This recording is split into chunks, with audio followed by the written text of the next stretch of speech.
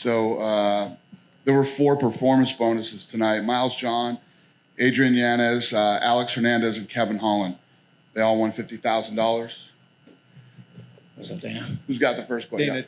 Dana, Hey, Kev. first of all, can you did you talk to Anderson, and do you know anything about what he's Anderson's been transported straight to the hospital. He was, okay. Yeah.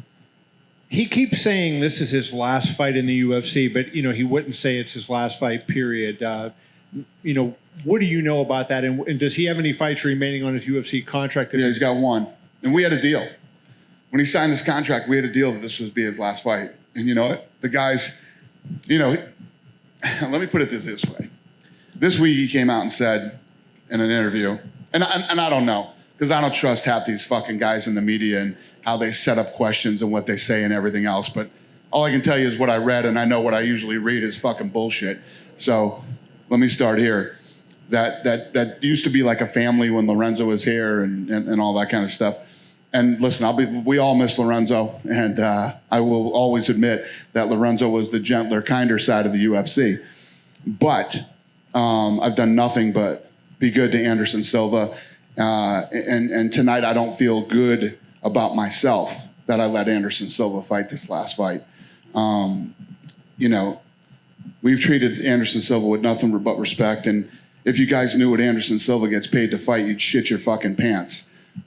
So I think that we've treated him like family. I shouldn't have let him fight this fight tonight.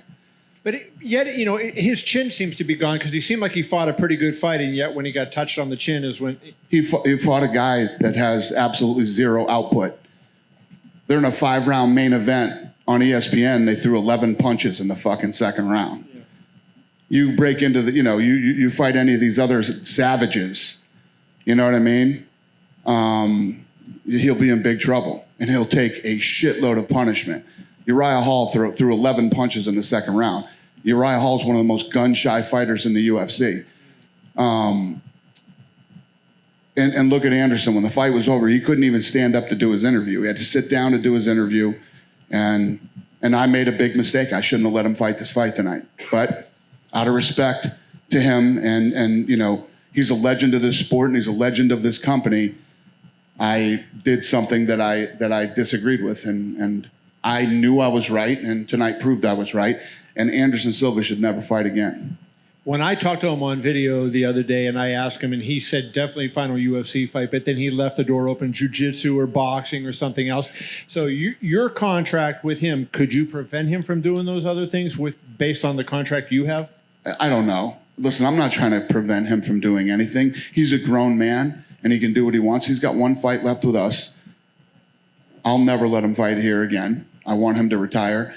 And what I hope is when he goes home, his family tells him the same thing. So at some place,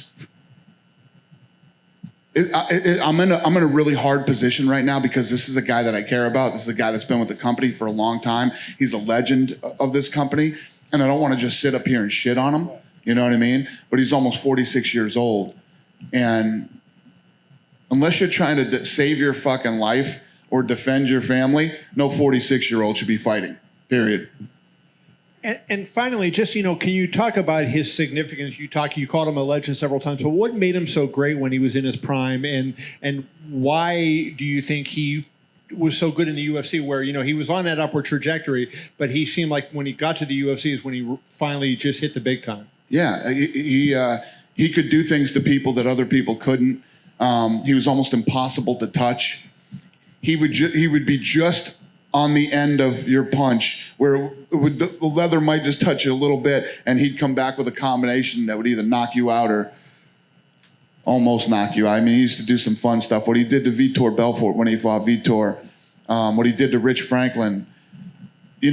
Chris Lieben at the time was undefeated and had an iron chin. He came in and made Chris Lieben look like he had no chin. What he did to Forrest Griffin when he went up to 205. The list just goes on and on of incredible things that he had a messed up rib. The Chael Sonnen fight goes the whole way, and then he submits him, with a couple minutes left in the 5th round. Just legendary fights that Anderson Silva's had here, when he was in his prime. And so I just want to ask one question on just a slightly different topic. I had a number of British fans ask me this. They were saying because the country is going to be locked down again, I guess on Monday, that will that affect Leon Edwards? Do you know? And will he be able to fight? You know, he hasn't fought for a while. So what impact will that have on Leon? Yeah, I don't know off the top of my head. You know what's funny? Damian Hirst texted me tonight. You know, that him and his girl were watching the fights, and he told me we're about to go on lockdown again tonight. I didn't even know that. So that was the first I heard of it tonight, and that's a good question, and I'll look into that after the scrum. Hey, Dana. I remember once you described dealing with Anderson Silva like dealing with an artist, trying to get deals done. Right. Is there a memory of like an incident that you remember where he was just a frustrating artist, but kind of fun to deal with? Yeah, you know, every time we would sit down to do a fight, you know, there was just a process to it. It was never bad. It was never, you know, combative or any of that type of stuff. There was always just a process you had to go through with Anderson. And maybe that's what he means when he says it hasn't felt like family for him, because we haven't gone through any processes lately, you know? I don't know. But yeah, it was always a pleasure dealing with Anderson. It was never bad. You obviously mentioned you don't want him to fight again. You know there are other promotions that are going to sign him if he wants to go to them. Yeah. Unfortunately, that's true. Disgusting, and that a commission would let him fight again. It's true, but you know, like I just told Kevin, he's a grown man. He can do whatever he wants, and I like and I respect the guy, and I just hope his family talks him out of it. In the co-main event, we had Bryce Mitchell, but I think the real story was the camo shorts. Like, they became a viral sensation themselves. Is that something we could see with the Venom deal? More like single customized shorts for individual fighters? Possibly. Yeah, possibly. Cool. Tonight, The Ultimate Fighter was finally announced. Going to be airing in March. Any further news on the coaches yet? No coaches yet, no. Cool. We'll get it done, though. I'm always looking for guys that add a lot of value to the kids that we bring onto the show, so we'll get some good guys. Israel Adesanya was in attendance today, Yeah. and he was tweeting out Champ Squared. Champs what? Champ Squared, like Champ 2. Is he fighting Jan Blachowicz next? Yeah. He is? Yeah. I wanted, listen, when the fight was over, on Fight Island, the last fight, I was like, I'm going to have to sit down with this kid and convince him on why he needs to fight Whitaker. And Whitaker comes out and says he doesn't want to fight him. Craziest shit I've ever seen. So, yeah, there's no arguing with Israel now. I thought Whitaker deserved the shot, and Whitaker doesn't want it, so yeah, we'll let him do it. So, do you know if he... would that presumably be in like February or March when we potentially go back to Abu Dhabi, that fight? Well, I don't know. I don't know where we'll be. But you know if he wins the 205-pound title, everyone's... Listen, man, after how many days we got left? 4 days, 5 days, whatever. After all this wacky shit's over, we'll find out what happens. You know, I think that when the election's over, a lot of shit's going to change. But if he wins the 205-pound title, then everyone's going to want him to fight John Jones at like heavyweight. If he wins the 205-pound, Yeah. Okay. Me too. Fair enough.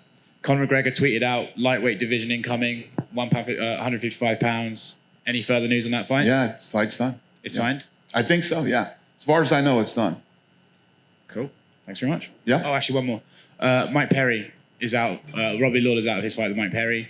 Kevin Holland wants to fight him. He wants to fight Hamzat. Do you have an idea of who Mike Perry could fight next? No, I don't. Cool. Thanks, man. All right. Dana over here. I remember once upon a time, George St. Pierre's fighting, Anderson Silva's in the crowd, and it seemed like that was the super fight that was just aligning. How close was that ever in UFC history? Never. GSP didn't want that fight.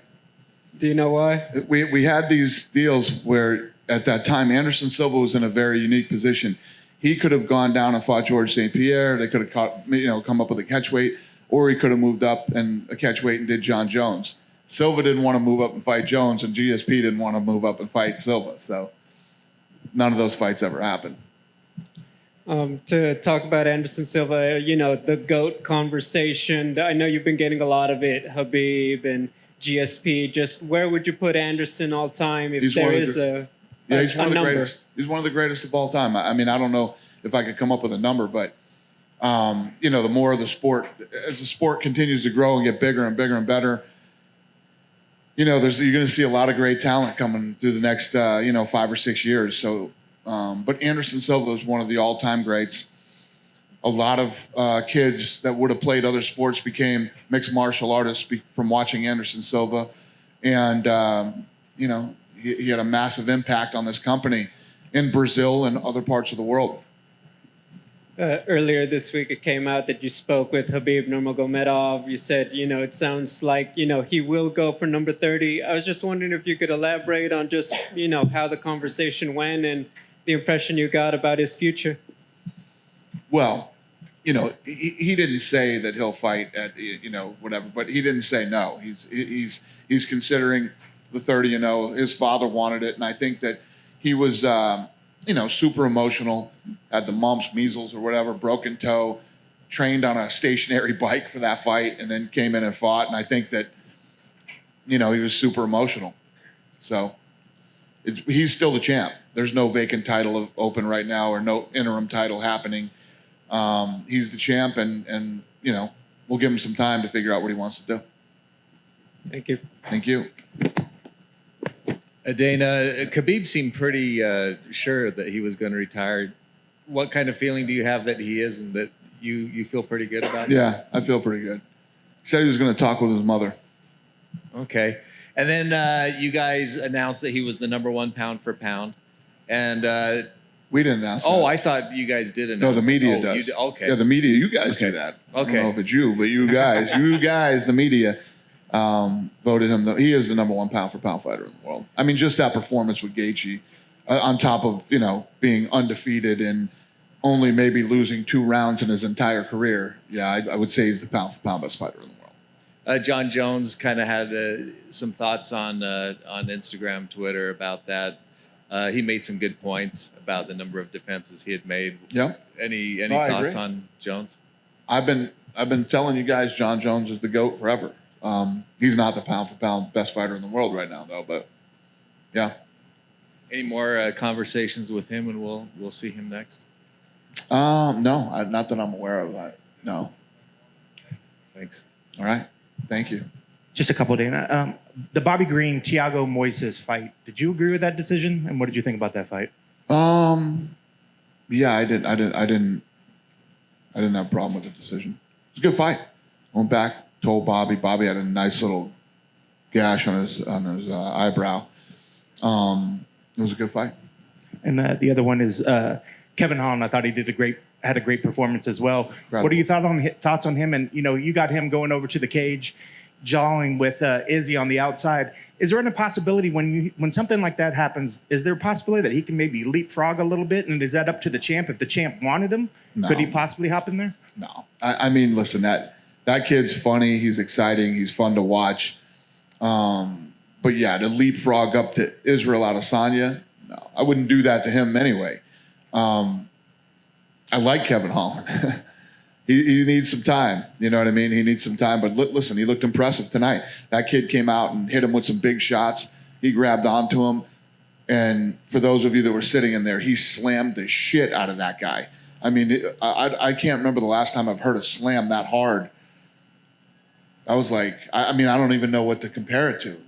Tito Evan Tanner? Couple of guys got slammed in my career. Dan Henderson when he got slammed by Cormier. Yeah, that was a nasty one too. But I don't even know. But the difference was he picked him up and slammed him. Cormier did. Kevin Holland came down on top of him with all of his weight, like Tito and Evan Tanner. I'm trying to think of the ones that when they've happened that I've actually been, oh shit. Like it fucking made me sick, like deep inside my fucking core. You know what I mean? That's what tonight was with those slams. Both slams that Holland slammed him with were scary. And lastly, Greg Hardy, I was going to get your thoughts on his progression in the sport, and what did you think of his performance tonight? He looked good tonight. And I think that the ref made a great stoppage. I know he was upset about the stoppage, but I thought it was a great stoppage.